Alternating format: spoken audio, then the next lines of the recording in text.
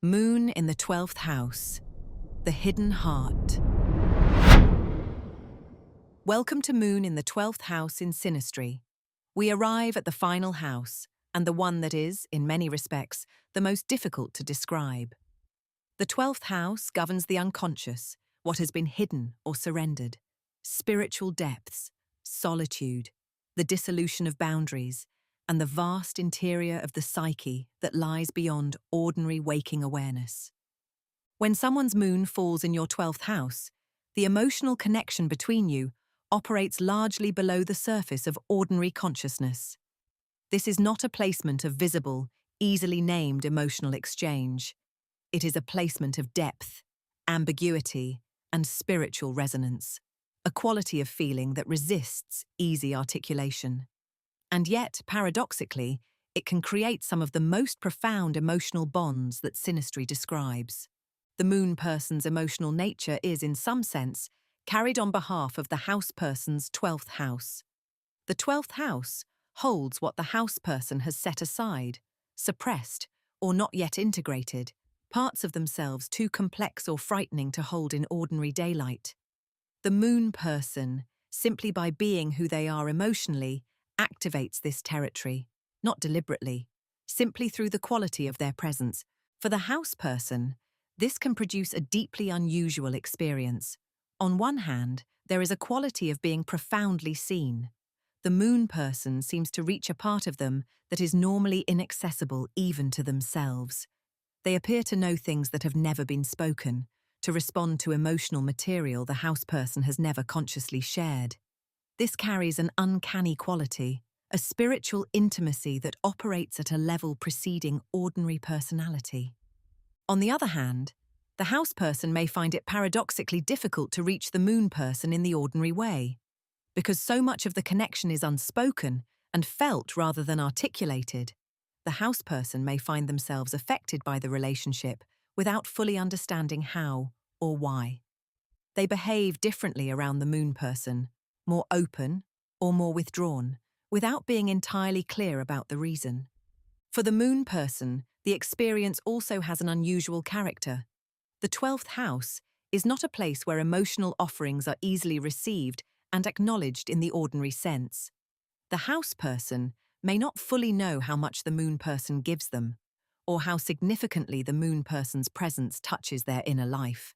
The moon person may feel their care goes into the house person's depths in a way that does not always resurface in visible acknowledgement, giving quietly into a vast interior space without always knowing what, if anything, is received. This can be both beautiful and painful. The spiritual dimension of this overlay deserves particular attention. The 12th house is associated, across virtually all astrological traditions, with spiritual experience, with the dissolution of the ordinary individual boundary and the dimension of existence that lies beyond the personal. When someone's moon falls here, both people may feel that the bond has a spiritual significance, that it connects them to something beyond the merely personal. This may express itself as a shared spiritual practice, a quality of wordless understanding, a sense of karma or fate, or simply an inexplicable feeling of significance that neither person can fully account for.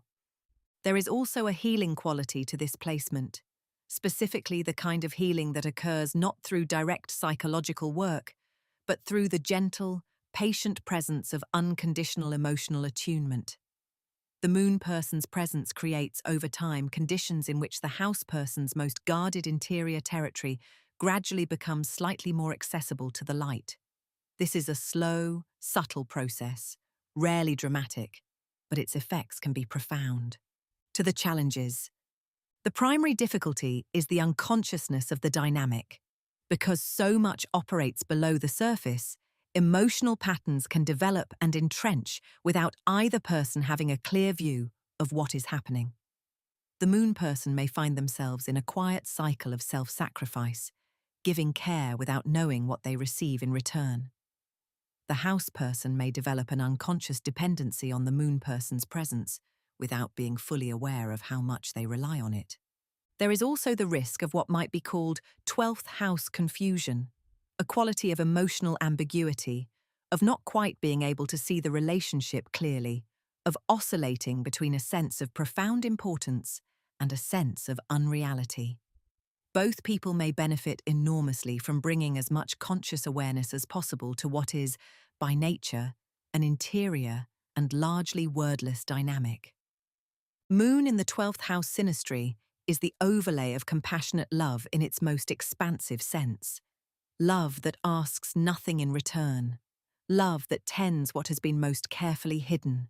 It is the bond of those who carry each other in the deepest and most private interior of their emotional lives, present to one another in the spaces that ordinary consciousness does not touch. This is not always comfortable. It is not always visible. But it is, in its own way, among the most profound and enduring forms of connection that synastry can describe. Thank you for listening. This concludes our series on the moon through the 12 houses in synastry. Each placement speaks to a different register of emotional connection, from the immediate embodied recognition of the first to the spiritual depth of the 12th. What they all share is the moon's essential nature, the need to feel, the need to belong, and the capacity to find, in another person, something that answers the ancient human need to be known.